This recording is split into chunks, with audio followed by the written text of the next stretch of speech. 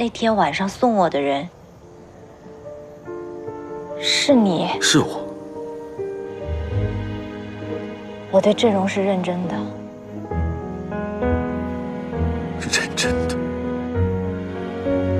请问你喝醉酒躺在大街上的时候，你也是认真的吗？你在说什么？请你不要这样侮辱我。我没有侮辱你。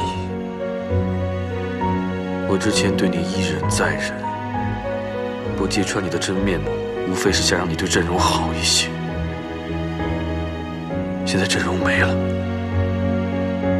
我也不妨把话说开，让你清楚地认识下你自己到底是什么人。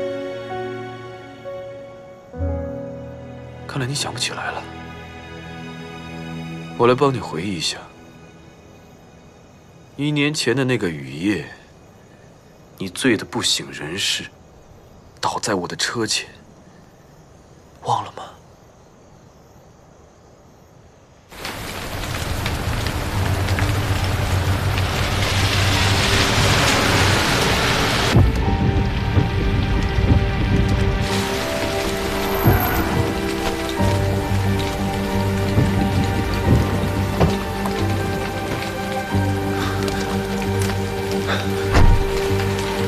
喂，醒醒！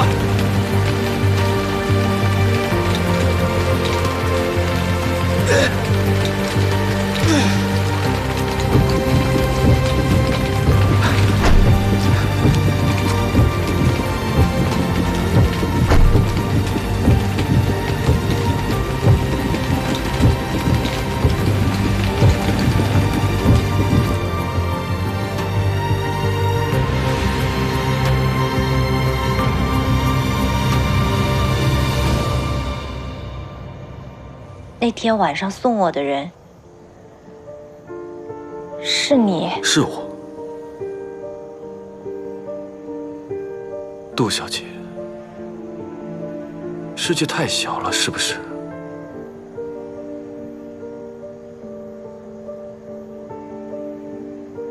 我当时喝的太多了，实在是记不得了。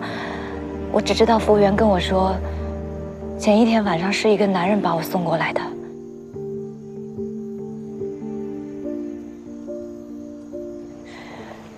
雷总，请你听我解释。杜小姐，我不想听你的解释。